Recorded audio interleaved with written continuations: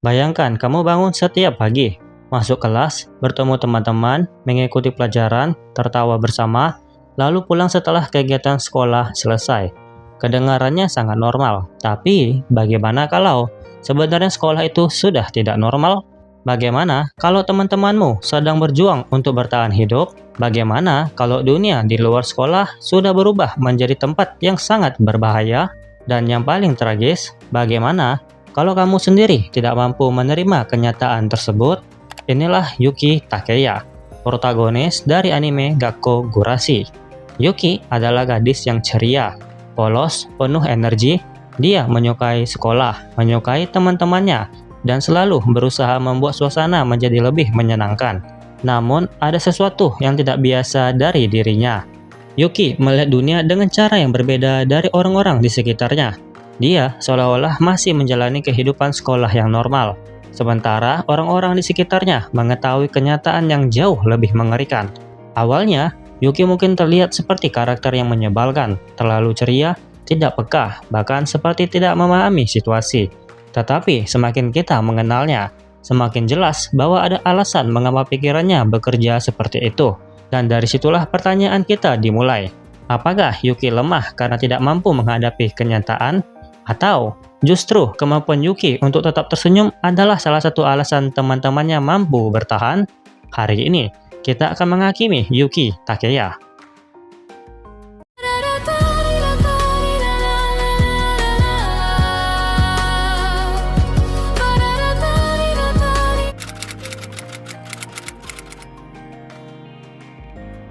Kalau kita melihat Yuki untuk pertama kalinya, dia terlihat seperti siswi sekolah biasa. Dia bersemangat mengikuti kelas, suka berbicara dengan teman, suka kegiatan klub, dan selalu memiliki energi yang seolah tidak pernah habis. Bagi Yuki, sekolah bukan sekedar bangunan. Sekolah adalah tempat yang memberikan rasa aman, tempat untuk berkumpul, tempat untuk tertawa, tempat untuk membuat kenangan. Dan mungkin kita bisa memahami kenapa Yuki begitu terikat dengan sekolah. Karena ketika dunia di luar sudah tidak aman, sekolah menjadi satu-satunya tempat yang terasa seperti rumah. Masalahnya, Yuki tidak sepenuhnya menyadari kenyataan tersebut. Dan disinilah karakter Yuki mulai terlihat aneh.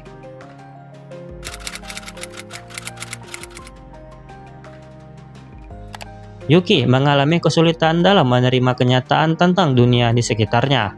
Dia masih membayangkan dirinya menjalani kehidupan sekolah normal. Teman-temannya harus menyesuaikan diri dengan kondisi sebenarnya. Mereka harus memikirkan makanan, keamanan, tempat tinggal, dan bagaimana mempertahankan kehidupan mereka. Sementara Yuki masih ingin belajar, masih ingin bermain, masih ingin melakukan kegiatan sekolah. Kalau dilihat sekilas, ini bisa membuat Yuki terlihat egois. Bayangkan teman-temanmu sedang sibuk memikirkan cara bertahan hidup, tetapi kamu justru sibuk mengajak mereka melakukan kegiatan sekolah. Bukankah itu tidak masuk akal? Tetapi disinilah kita harus berhenti menghakimi sebentar. Karena Yuki tidak sekedar berpura-pura. Pikirannya sedang berusaha mempertahankan dirinya dari kenyataan yang terlalu berat untuk diterima.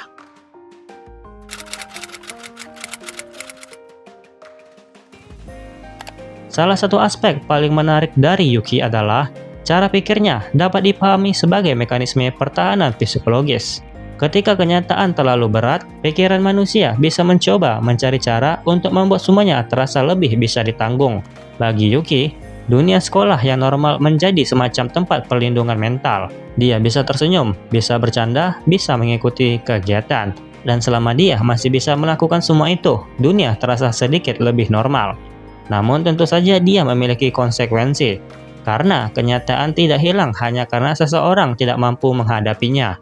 Masalah tetap ada, dan orang-orang di sekitarnya harus menghadapi kenyataan tersebut.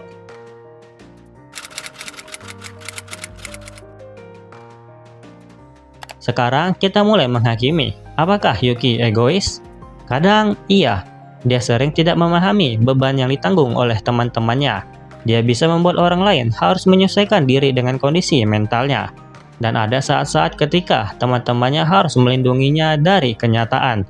Dari sudut pandang mereka, ini tentu melelahkan. Mereka bukan hanya harus bertahan hidup, mereka juga harus memastikan Yuki tetap baik-baik saja. Namun, apakah Yuki sengaja melakukan itu?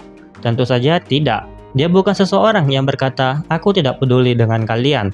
Justru sebaliknya, Yuki sangat menyayangi teman-temannya. Masalahnya adalah, dia tidak selalu mampu memahami keadaan dengan cara yang sama seperti mereka.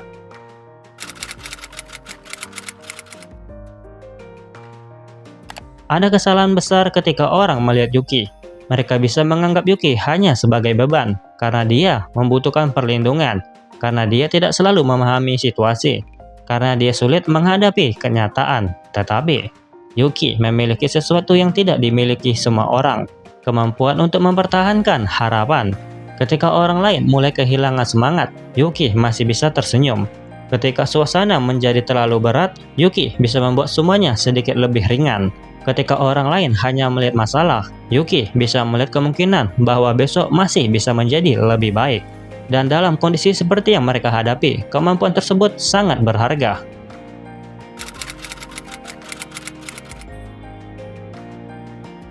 Hubungan Yuki dengan Kurumi adalah contoh penting. Kurumi adalah seseorang yang sangat bertanggung jawab. Dia berusaha melindungi kelompok. Karena itu dia sering harus bersikap jauh lebih serius.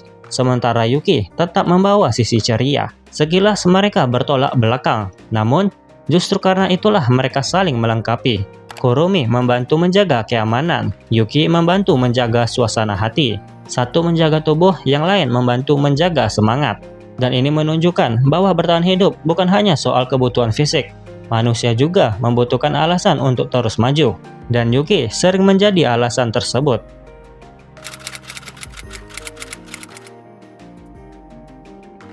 Kemudian ada Yuri Wakasa. Yuri memiliki sifat yang lebih dewasa dan bertanggung jawab. Dia sering mengambil peran seperti seorang kakak. Dan hubungan Yuri dan Yuki juga sangat menarik. Yuri memahami bahwa Yuki membutuhkan dukungan. Tetapi pada saat yang sama, Yuri juga memiliki perasaan dan beban sendiri. Dia membuat hubungan mereka terasa manusiawi. Yuki bukan satu-satunya orang yang terluka. Semua orang memiliki cara masing-masing untuk menghadapi situasi. Ada yang menjadi serius, ada yang berusaha tetap kuat, ada yang mencoba menjaga orang lain, dan ada Yuki yang berusaha mempertahankan kehidupan normal.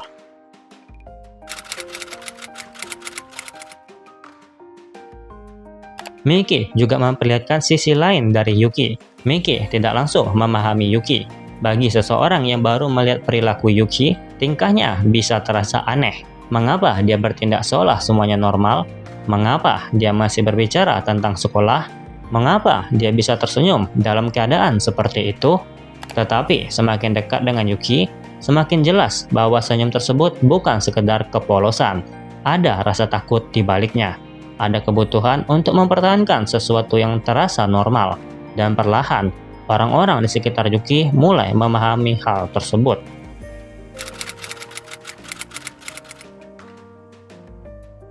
Ini mungkin kritik terbesar terhadap Yuki.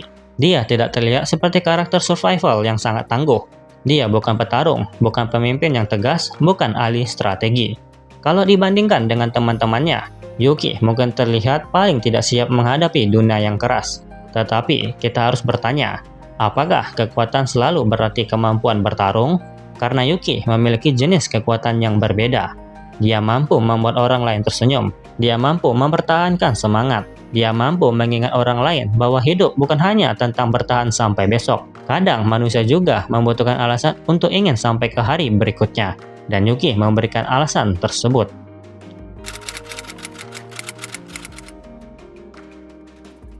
Namun tentu saja Yuki bukan karakter sempurna.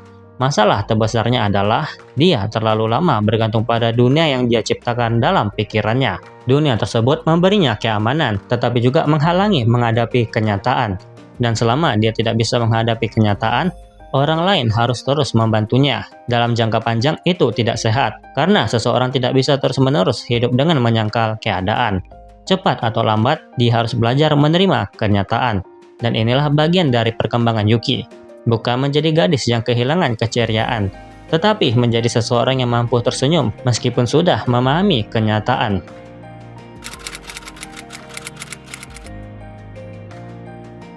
Ini adalah perbedaan yang sangat penting. Ada dua jenis optimisme. Yang pertama, tidak ada masalah. Yang kedua, masalahnya ada, tapi kita masih bisa melakukan sesuatu. Yuki pada awalnya lebih dekat dengan yang pertama, namun perkembangan karakternya membawa dirinya menuju yang kedua, dan itu jauh lebih kuat, karena harapan yang sebenarnya bukan berarti menutup mata dari masalah. Harapan berarti melihat masalah dengan jelas, tetapi tetap memilih untuk melangkah. Itulah yang perlahan dipelajari Yuki.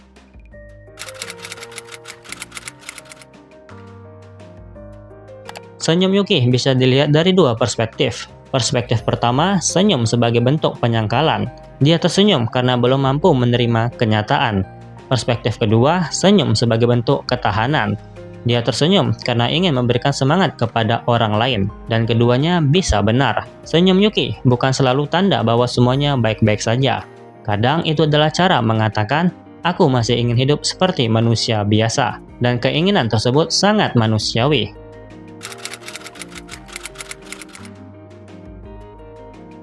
Sekarang kita sampai pada pertanyaan utama. Apakah Yuki harus dihakimi karena tidak mampu menerima kenyataan? Iya, tetapi dengan banyak pertimbangan. Kita boleh mengkritiknya. Kita boleh mengatakan bahwa dia terlalu bergantung kepada orang lain. Kita boleh mengatakan bahwa dia tidak selalu memahami pengorbanan teman-temannya. Tetapi, kita juga harus memahami bahwa Yuki sedang berusaha bertahan dengan cara yang dia mampu. Dan itu penting, karena setiap orang menghadapi trauma dengan cara yang berbeda. Ada yang menjadi dingin, ada yang menjadi sangat serius, ada yang menarik diri, dan ada yang tetap tersenyum. Yuki memilih tersenyum.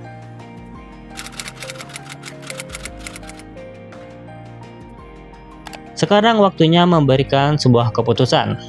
Apakah Yuki egois? Kadang. Apakah dia menjadi beban bagi teman-temannya? Dalam beberapa situasi, iya. Apakah dia kesulitan menghadapi kenyataan? Sangat. Apakah dia sengaja menyakiti teman-temannya? Tidak. Apakah dia menyayangi mereka? Sangat. Apakah keberadaannya membantu kelompok? Iya. Apakah optimisme Yuki memiliki nilai? Sangat besar. Maka vonisnya adalah bersalah, tetapi dengan keringanan yang sangat besar. Yuki bersalah karena terkadang tidak mampu memahami kenyataan yang sedang dihadapi kelompoknya.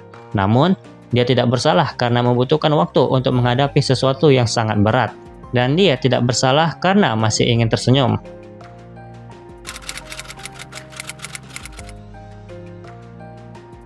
Yuki Takeya mungkin bukan karakter paling kuat di anime Gakkou Gurashi. Dia bukan yang paling pintar, bukan yang paling tangguh, bukan yang paling berani. Tetapi, dia memiliki sesuatu yang sangat penting, harapan. Dan dalam dunia yang sudah kehilangan banyak hal, harapan bisa menjadi kekuatan yang luar biasa. Yuki menunjukkan bahwa bertahan hidup bukan hanya tentang berapa banyak makanan yang kita punya, seberapa kuat kita melindungi, atau seberapa pintar kita membuat rencana. Kadang bertahan hidup berarti memiliki alasan untuk bangun setiap pagi. Bagi Yuki, alasannya adalah sekolah, teman-temannya, kenangan, dan keinginan untuk mempertahankan sedikit bagian dari kehidupan normal. Dan tentu saja cara Yuki menghadapi kenyataan tidak selalu benar. Penyangkalan bukan solusi selamanya. Seseorang pada akhirnya harus menghadapi kenyataan. Tetapi perjalanan Yuki menunjukkan sesuatu yang lebih penting. Menghadapi kenyataan tidak berarti kita harus kehilangan kemampuan untuk berharap. Justru, setelah kita memahami betapa buruknya keadaan, harapan menjadi jauh lebih berarti.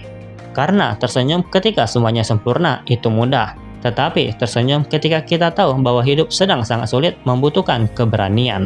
Dan itulah perkembangan terbesar Yuki. Dia bukan sekedar gadis yang tidak memahami kenyataan. Dia adalah seseorang yang perlahan belajar bahwa kenyataan memang bisa menyakitkan, tetapi kehidupan masih layak dijalani. Kalau kita harus memberikan satu kalimat terakhir untuk menghakimi Yuki Takeya, kamu memang selalu lama bersembunyi di balik senyummu, tetapi pada akhirnya kamu belajar bahwa tersenyum bukan berarti menyangkal kenyataan.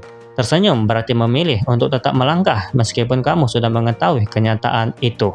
Vonisnya adalah bersalah dengan keringanan, bersalah karena terlalu bergantung pada orang lain, bersalah karena tidak mampu segera menghadapi kenyataan, bersalah karena terkadang membuat teman-temannya harus menanggung beban tambahan, tetapi tidak bersalah karena takut, tidak bersalah karena membutuhkan waktu, dan tidak bersalah karena ingin mempertahankan sedikit kebahagiaan di tengah keadaan yang sulit. Yuki mengajarkan bahwa seseorang tidak harus menjadi kuat dengan cara yang seperti orang lain. Ada yang kuat karena mampu melawan, ada yang kuat karena mampu memimpin, ada yang kuat karena mampu melindungi, dan ada yang kuat karena mampu mengingat orang lain bahwa masih ada sesuatu yang layak diperjuangkan. Yuki mungkin tidak selalu mampu menjadi pelindung bagi teman-temannya, tetapi berkali-kali dia menjadi alasan mereka terus bergerak maju. Dan mungkin itulah arti sebenarnya dari Yuki Takeya. Bukan gadis yang tidak melihat kegelapan, tetapi gadis yang meskipun akhirnya belajar melihat kegelapan itu dengan jelas, tetap memilih mencari cahaya.